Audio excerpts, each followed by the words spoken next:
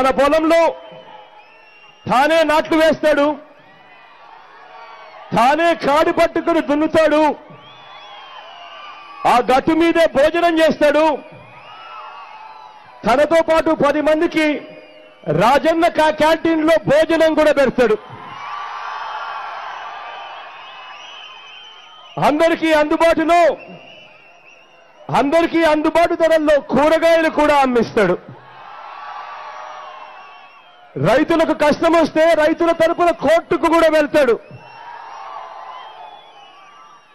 తనను కొనేందుకు చంద్రబాబు నాయుడు గారి ప్రలోభాలు పెట్టిన ఆ ప్రలోభాలకు మాత్రం ఏమాత్రం కూడా అమ్ముడుపోలేదు.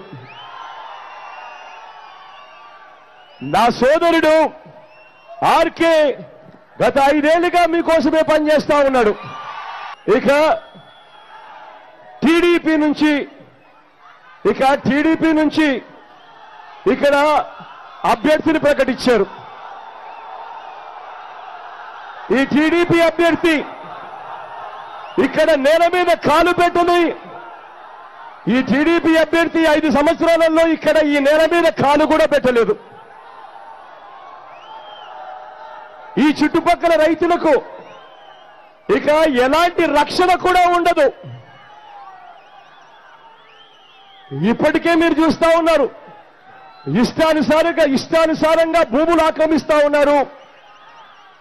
అడ్డుకోవాలంటే కోర్టుల దాకా వెళ్లాల్సిన పరిస్థితి. ఇక తాము ఇష్టారాజ్యంగా భూములు లాక్కునేందుకు, అమ్ముకునేందుకు ఏకంగా గద్దల్లా వాళ్ళే ఇక్కడికి వచ్చి వాలుతా ఉన్నారు. బాబును ఓడించాలని రాష్ట్రమంతా నిర్ణయించుకున్నట్టే ఆయన కొడుకును కూడా ఓడించాలని మంగళగిరిలో ప్రతి ఒక్కరూ కూడా నిర్ణయించుకోమని చెప్పి మిమ్మల్ని అందరినీ కూడా ప్రాధేయపడతా ఉన్నాను. సీఎం ఆయన కొడుకు ఏనాడు మంగళగిరిలో తిరిగినది లేదు.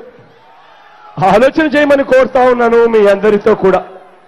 సమస్యలు ఏ రోజు కూడా పట్టించుకున్నది లేదు. ఆర్కేకి ఓటేస్తే మీ ఆస్తులను కాపాడుతాడు. ఆర్కేకి ఓటేస్తే ఇక్కడ మీ కుటుంబాలను అభివృద్ధి చేస్తాడు. ఆర్కేకి ఓటేస్తే నా కేబినెట్ లో మంత్రిగా ఉంటాడు అని చెప్పి మీ అందరికీ హామీ ఇస్తా ఉన్నాను.